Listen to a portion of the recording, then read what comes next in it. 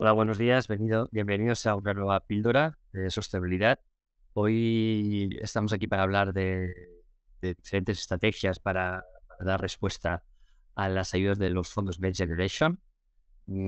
Tenemos por delante 20-25 minutos y luego dedicaremos los últimos 5 minutos a preguntas que puedan surgir, como es habitual.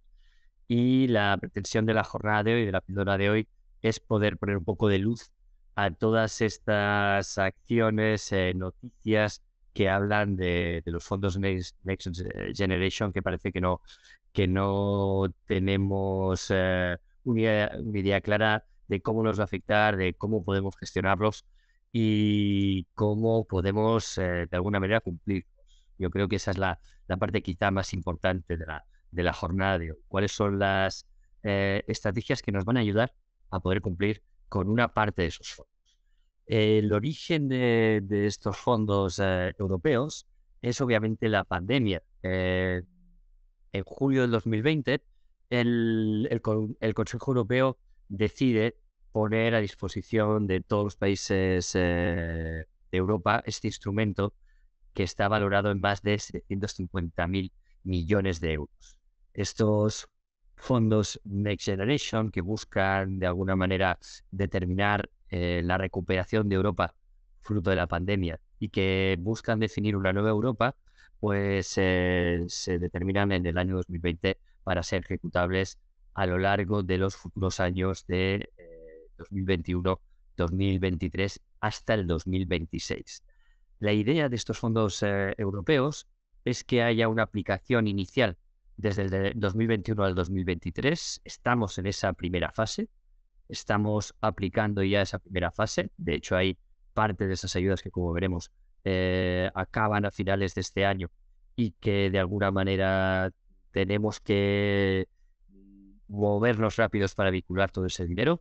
Hay 70.000 millones de euros que llegan a España en esa primera fase, desde el 2021 al 2023, y 70.000 más en esa segunda fase, que dependerán del trabajo que se haya realizado en la primera parte. Por tanto, de los 750.000 millones de euros, hay 140.000 que se destinan a España.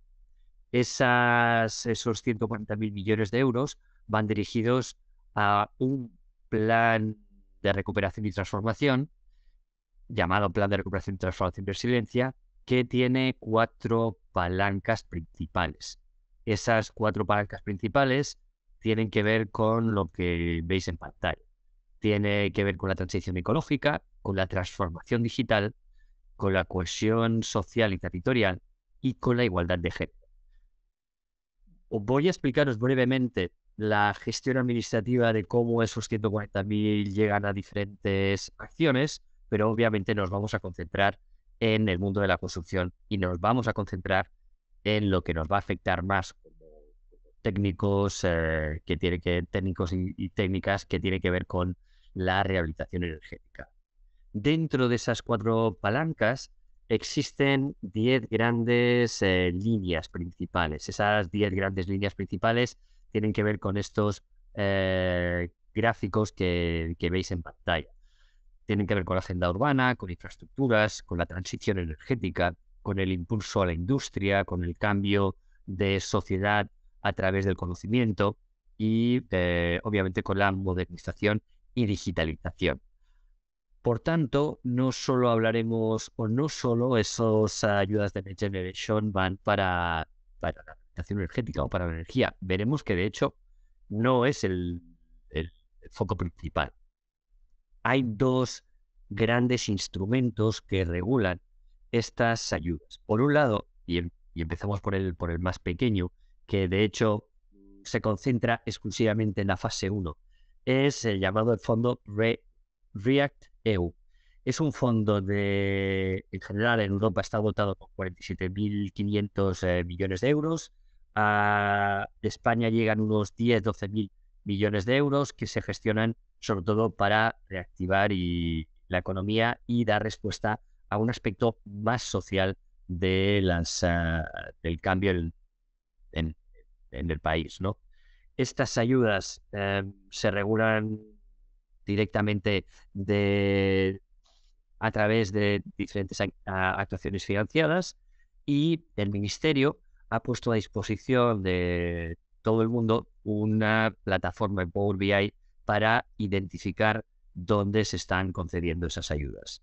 Aquí en pantalla veis pues cómo Andalucía y Cataluña se llevan la mayor parte de dichas ayudas. Como veis, este fondo React EU pues tiene que ver con el desempleo juvenil, indicadores de desempleo, etcétera. Tiene un peso social importante.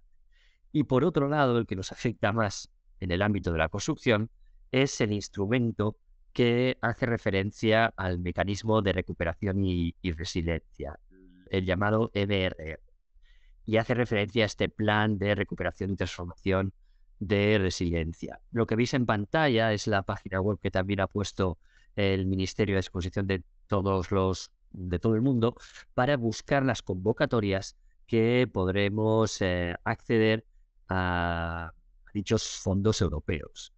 Esas convocatorias podemos ponerlas en dicho buscador, y además tiene también dos listados en Power BI que nos permitirán identificar de esos grandes puntos, de esas grandes selecciones, cuántos millones van a ir a parar a cada uno de los cuatro palancas y 10 temas.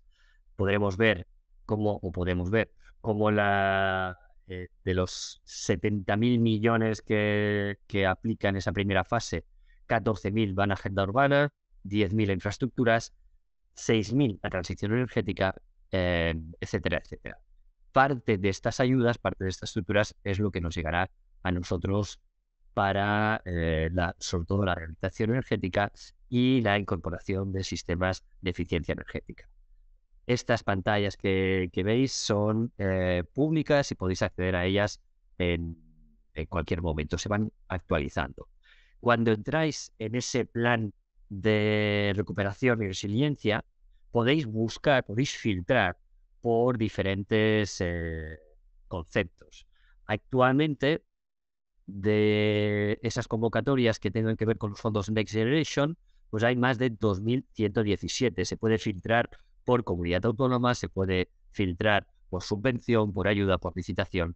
Tenemos que pensar que de esos 70.000 euros iniciales, repartidos en dos fases, de los 140.000 euros totales, se podrán acceder a 60.000 millones que corresponden a transferencias no reembolsables y a 80.000 millones en préstamos. Significa que hay 60.000 millones directos de ayudas, no todos dirigidos a la rehabilitación energética. Esas ayudas van a diferentes aspectos. Si vais a este buscador, podréis ver todas las proyectos que van dando respuesta a las 10 líneas principales.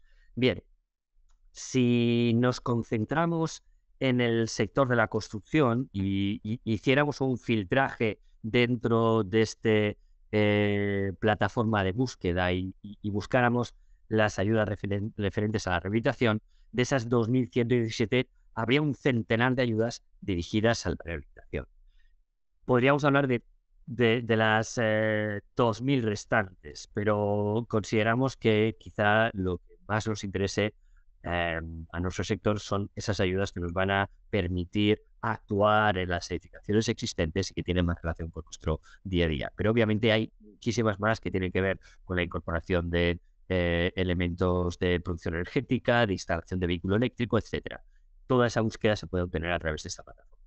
Si nos concentramos en la parte de rehabilitación energética, todas estas ayudas se van regulando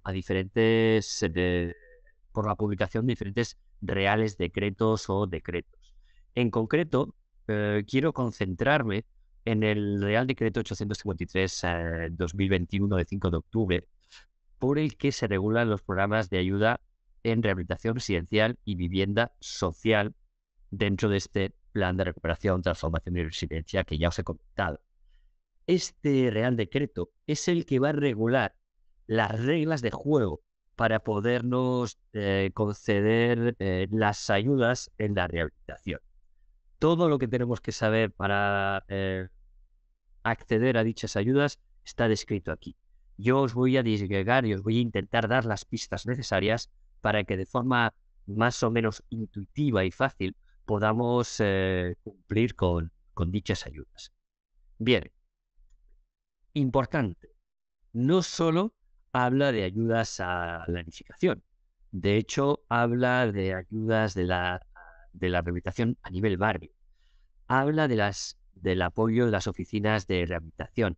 En Cataluña, estas oficinas de rehabilitación están gestionadas por los colegios profesionales. Cada comunidad autónoma tendrá sus mecanismos diferenciados para aplicar este Real Decreto. Por tanto, este Real Decreto determina unas reglas de juego y cada comunidad autónoma determina quiénes son los responsables y ciertos límites en dichas ayudas. Hay un aspecto común para todas las comunidades autónomas, pero luego cada comunidad autónoma puede ampliar las ayudas económicas en función de los porcentajes de reducción de energía que veremos ahora. Por tanto, no solo hablamos de edificio, hablamos de barrio, hablamos de que se subvencionan no solo las acciones estrictas de colocar aislamiento, sino también los proyectos de ejecución, de los proyectos de arquitectura y, por tanto, pueden permitir a las comunidades de vecinos poder acceder a una renovación total de sus edificios sin pagar el 100% de los mismos, ¿no? De dicha renovación. Uno de los puntos importantes es cómo se reparten estas ayudas, os lo he comentado anteriormente. Vemos cómo, en este caso, Andalucía y Cataluña se llevan el máximo de dichas ayudas y cómo estas cantidad son ayudas que se perciben anualmente, es decir, esta es la anualidad para el 2022 y los siguientes años en los que se aplique dicho plan de inversión, obviamente exclusivamente al 2026. Hay un tope económico que se puede conceder por edificio y ese tope económico va en función del número de actuaciones y de viviendas únicas. Está regulado en dicho Real Decreto. Es un tope que puede llegar incluso a más de 80.000 euros por edificio de ayuda y, por tanto, es un tope bastante alto. Esto es así porque lo que se busca es poder dar respuesta a una acción total en el edificio. Veremos cómo dentro de esas estrategias que tenemos que aplicar en los edificios, que deben ser siempre aplicables en la mayor superficie del edificio o en la mayor cantidad de viviendas. Una acción que vaya dirigida a pagar la ayuda en un piso dentro de una vivienda, veremos que primero, tendrá una dificultad alta para cumplir con los requisitos que está determinando las ayudas y segundo, veremos que la ayuda económica será muy inferior. Bien, importante, estas ayudas tendrán que ser retornadas por cada comunidad autónoma si no se han llegado a ejecutar. Obviamente hay una justificación que permitiría conservar ese presupuesto, pero si no se justifica que ese dinero ha llegado a las comunidades de vecinos, a las diferentes viviendas, ese dinero se deberá de devolver por cada comunidad autónoma.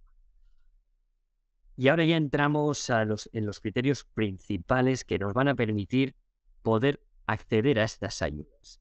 El primer punto, las actuaciones de mejora y rehabilitación que tengan que ver con la reducción, esto lo explicaré un poco más detallado más adelante, pero con la reducción del 30% del consumo de energía primaria no renovable. ¿De acuerdo? Y todos estos cálculos se refieren a la certificación energética. Por tanto, habrá actuaciones en nuestros edificios que a veces no estén, podríamos decir, 100% alineadas con lo que podríamos llamar el sentido común de la acción energética en el edificio. Traduzco. Lo que puede llegar a pasar es que según qué climas pensemos que hay una serie de acciones que son naturales, pero como los softwares de certificación energética trabajan de una determinada manera y todo esto lo estamos basando, todas estas ayudas las estamos basando en una acción sobre el funcionamiento de los softwares de certificación energética, debemos conocer cómo funcionan estos softwares para poder acceder a las ayudas. Habrá situaciones en las que la lógica de la eficiencia energética nos diga una cosa, pero el cumplimiento de la normativa a través de estos softwares de certificación nos llevará hacia otro lado. Esto os lo acabaré de explicar en las próximas diapositivas. Por tanto, lo que es obligado y que hay que cumplir para poder acceder a las ayudas en todos los edificios es la reducción del 30% del consumo de energía primaria no renovable. ¿Qué significa esto?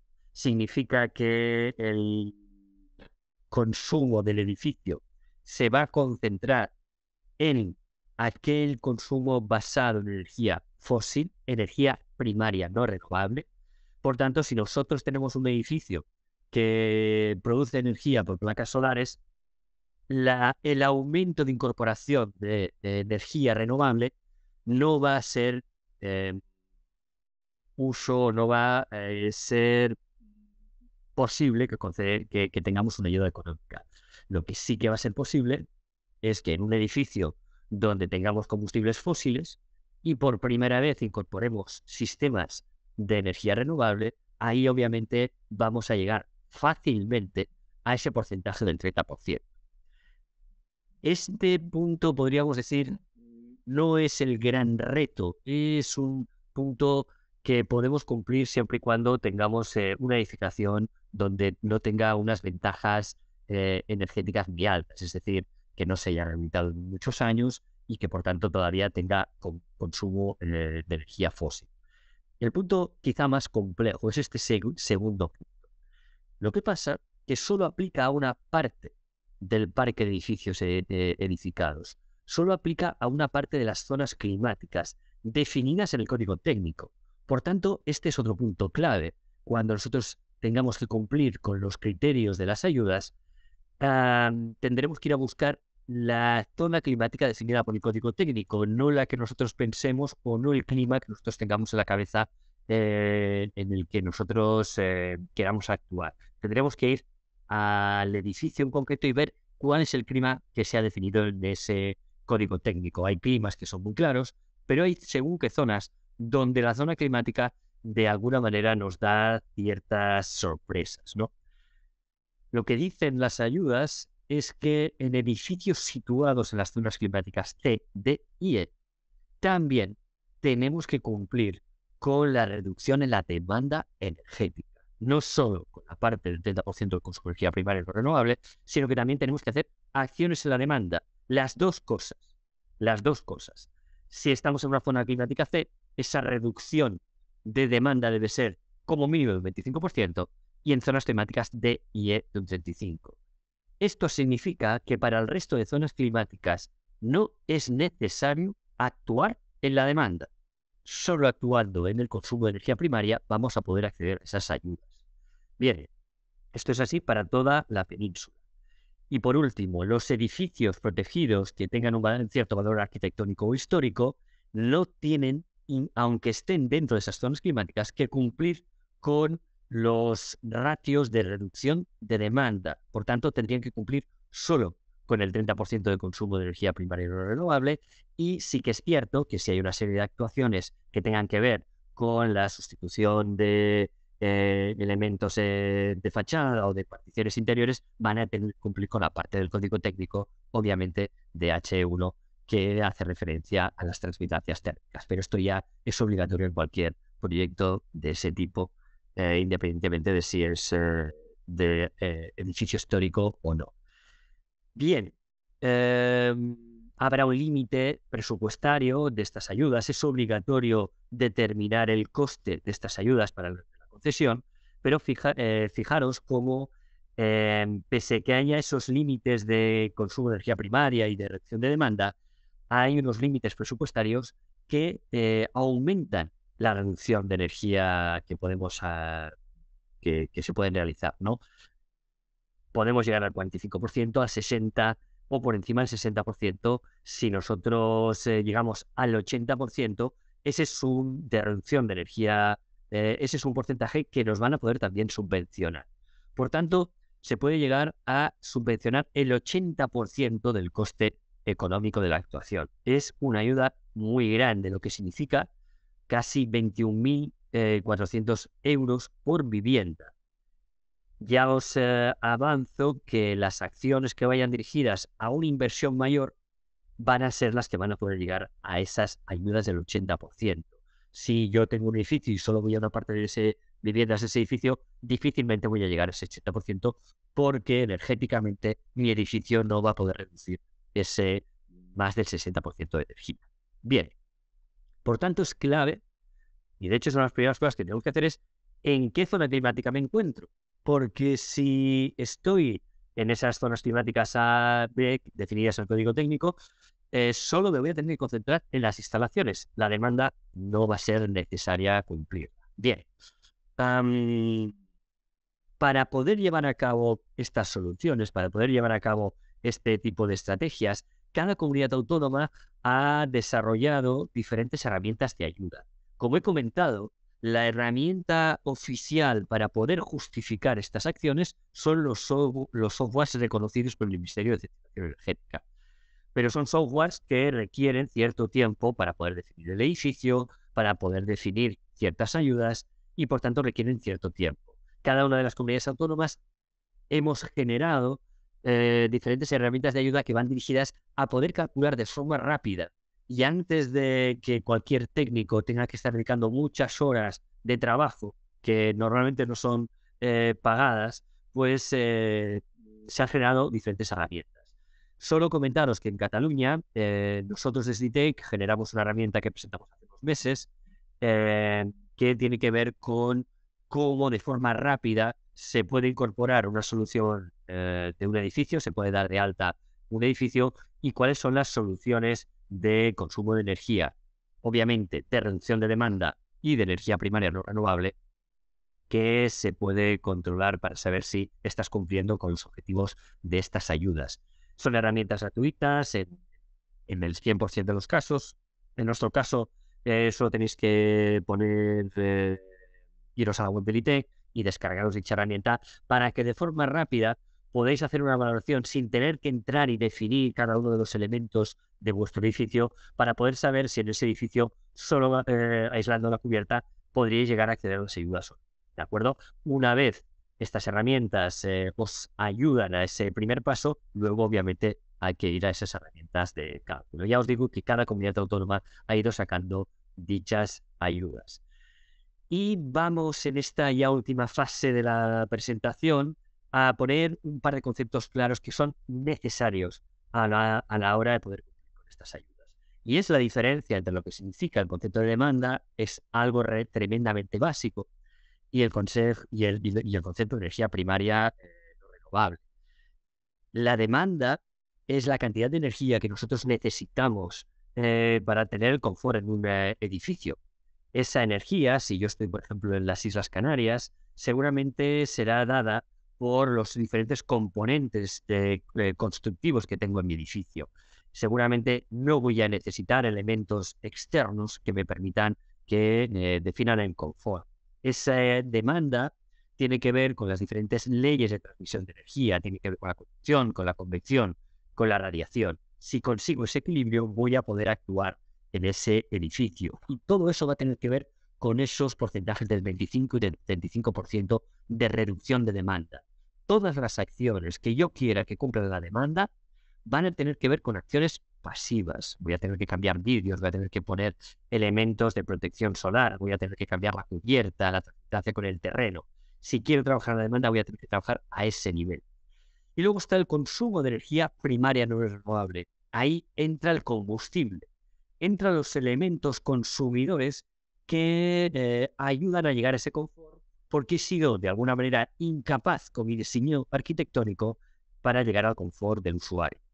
Si yo esa radiación, esa calefacción la tengo en gas natural, es un combustible fósil, voy a tener una capacidad muy alta de reducir el consumo de energía primaria no renovable. Si yo estoy aportando energía con esas instalaciones y con esos combustibles a través de energía renovable, todo lo que haga de reducción respecto a esa energía no renovable no me va a contar para la ayuda. ¿De acuerdo? Por tanto, esos dos conceptos tenemos que tenerlos claros. Os voy a mostrar un ejemplo rápido que tiene que ayudar a entender qué estrategias van a seros útiles y cuáles no para cumplir con esas ayudas. Un ejemplo rápido. Estoy en una zona climática D, lo que significa que el clima que hay incorporado en esos softwares de certificación energética es un clima que no es benigno, ¿de acuerdo? Solo he hecho este ejemplo, solo he cogido el edificio que me encuentro y lo único que hago es reducir al mínimo los puentes térmicos. Solo he trabajado en la demanda. Paso de tener una demanda de calefacción de 112 kilovatios hora y de refrigeración de 18,4 a 67,7 y 19. Solo he modificado la demanda de los puentes térmicos. Y paso de tener un consumo de energía renovable de 312 a un consumo de energía primaria renovable del 214. Reduzco la demanda un 36%, reduzco el consumo de energía primaria un 31%, solo tocando los puentes térmicos, y solo con esa acción cumplo con los requisitos de la ayuda. No tengo que hacer grandes inversiones.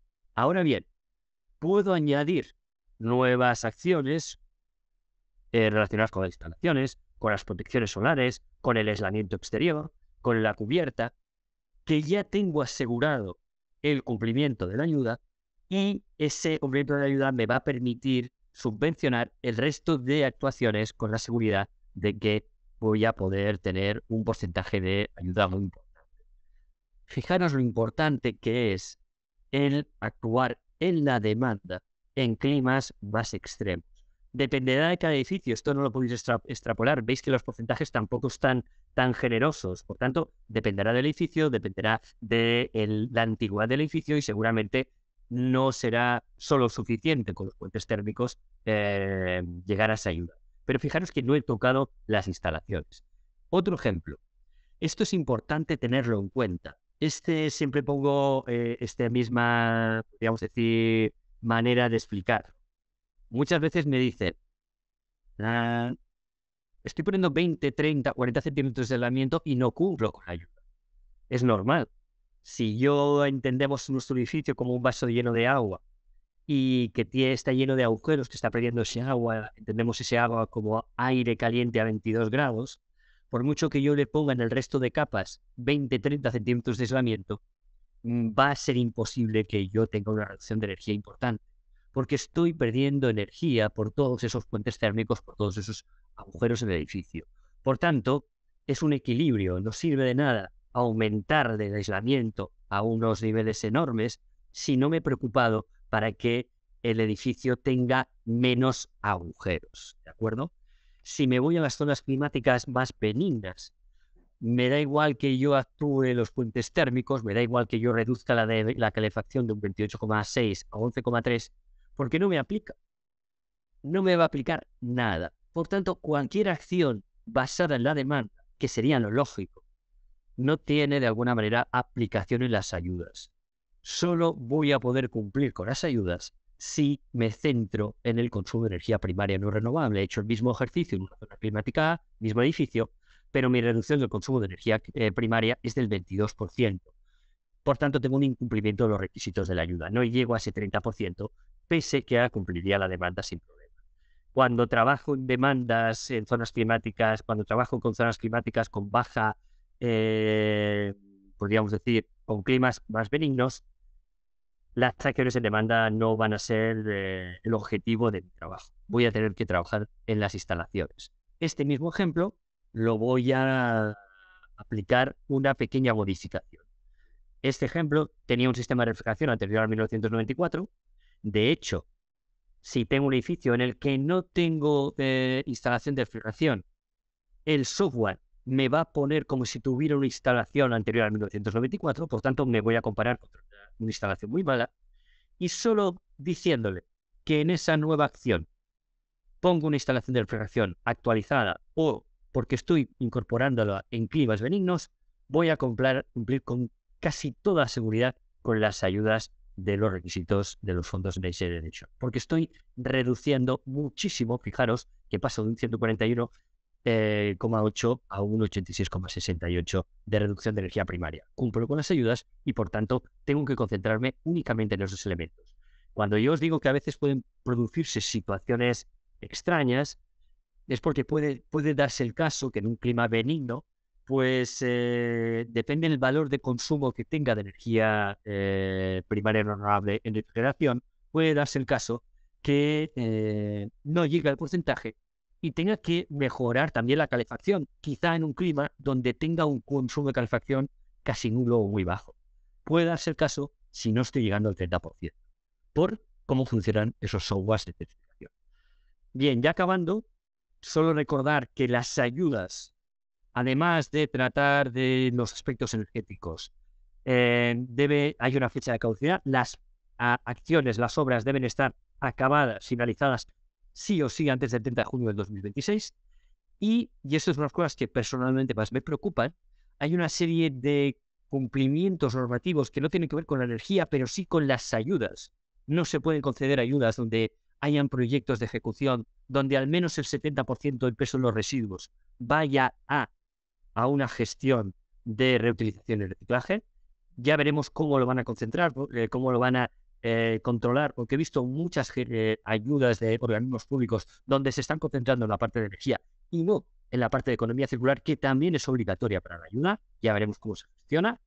El cumplimiento de la economía circular según la ISO 20887. Yo creo que esto es un tema suficientemente interesante y aunque no lo tengamos previsto, creo que está bien que desde ITEC podamos hacer otra píldora en un futuro de cómo tenemos que dar cumplimiento con esta ISO.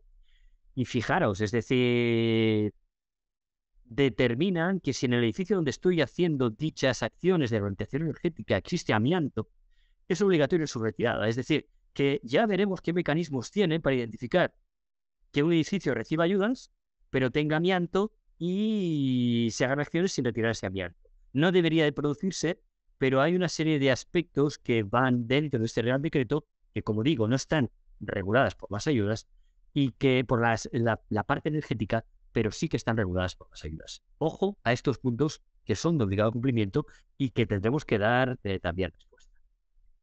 Ya acabando, como resumen muy básico, importante. Forma parte de un plan muy grande de recuperación y transformación y resiliencia. Analizar temas de rehabilitación energética, la zona climática donde nos encontremos es importante. A día de hoy lo más importante es hacer acciones que nos ayuden a conservar la energía, empezar con los puentes térmicos. Y pongo al menos de momento, porque obviamente en el momento que cada vez el cambio climático nos provoque aumentos de temperatura, seguramente el objetivo va a estar en sacar del edificio toda esa energía que estamos conservando. No pasa hoy en día, las herramientas de certificación no funcionan así, pero acabará pasando. Y importante, tener en cuenta los criterios de circularidad en las actuaciones de rehabilitación. Son obligatorios para poder conceder a las ayudas. Muy bien, yo lo dejo aquí. Voy a ver si hay alguna cuestión, si hay alguna pregunta. Estamos encima del tiempo. Es momento, os tiene que aparecer una pequeña chat en en, en- en vuestro GoToWebinar. Si hay alguna pregunta, lo contesto ahora. No veo que haya ninguna. Sí, hay una. Y si, obviamente, después o al ver este vídeo después en YouTube a posterior, pues si tenéis alguna pregunta, tenéis aquí mi correo electrónico y estamos, como siempre, desde el ITEC a vuestra plena disposición. La pregunta que ha entrado me dicen, hola, en relación a la gestión de residuos y circularidad, pero no continúa. No sé, se ha quedado a mitad. Bueno, en relación a la gestión de residuos y circularidad, tenemos un Real Decreto de gestión de residuos, el 105, que nos determina cómo hay que hacer el plan de gestión de residuos y el estudio de gestión de residuos. Se define de forma muy detallada cómo hay que hacerlo. Lo único es que lo que sí que se vigilará es que las ayudas, pues cuál es la gestión de esos residuos. Es decir, habrá muchas acciones que por el tipo de edificio que tengamos, por el tipo de material que nos encontremos, no podamos reciclar ese 70% y eso habrá que ver cómo cada comunidad autónoma se regula. Lo que sí que está claro es que en las acciones de rehabilitación tendremos que justificar cuál es el porcentaje de desmontabilidad de esa situación, ¿no? Y eso pues es un problema que tendrán que gestionar cada comunidad autónoma al respecto. Me preguntan si haremos alguna sesión más. Quedan, si no recuerdo mal, si vais a nuestra página web, hay 3 sesiones pendientes. Hay una que habla del coste del ciclo de vida, hay otra que tiene que ver con tema de Passive House en obra, creo que también es muy interesante. Bueno, en realidad creo que todas las que hemos hecho hasta ahora y las que están colgadas en YouTube, pues también podéis verlas, son muy interesantes. Y sí, sí, haremos alguna más, que nos queda alguna más. Buenos días, para justificar la circularidad, ¿hay alguna herramienta oficial disponible? Los colegios profesionales tienen herramientas gratuitas de Excel de cálculo de gestión de residuos. Para la circularidad, gratuita, no me viene a la cabeza. Si creo que hay una herramienta del IOBE, sí, del País Vasco, que de análisis de circularidad, ¿de acuerdo? Gratuita. Las ayudas también tienen dentro del alcance edificios de otros ámbitos más allá de las viviendas, tales. Hay otras ayudas, sí, hay otras ayudas que no están dentro del Real Decreto que os he explicado, que tienen que ver con el sector turístico, etcétera. Por tanto, echarle un vistazo. Ah, ¿Hay algún software que realice el análisis de ciclo de vida y la gestión de residuos? Sí, es decir, yo aquí ahora haré autobombo, pero nuestros softwares no solo te hacen el cálculo de ciclo de vida cuando digo nuestros softwares, pues todo, cuando vosotros hacéis un presupuesto con el TCQ, hay un software llamado TCQ GMA que coge ese presupuesto y te hace el análisis de ciclo de vida de forma automatizada si habéis utilizado el BEREC, os hace la gestión de residuos de forma automatizada, os calcula la circularidad, os calcula el porcentaje futuro de desmontabilidad y el modelo que empezáis con el que empezáis a trabajar, con un presupuesto hecho con nuestras herramientas, ya os da muchísimas respuestas a esto que os he explicado hoy. Tiene un coste bajo, pero tiene un coste, obviamente. Yo ya lo dejaría aquí, estoy sobre el tiempo, lo siento, siempre intento ser puntual, pero me he ido 7 minutos, perdonadme. Y hay alguna pregunta más, pero bueno, yo creo que aquí sería todo. Cualquier cosa, como siempre, os dejo mi correo electrónico y ha sido un placer. Muchas gracias.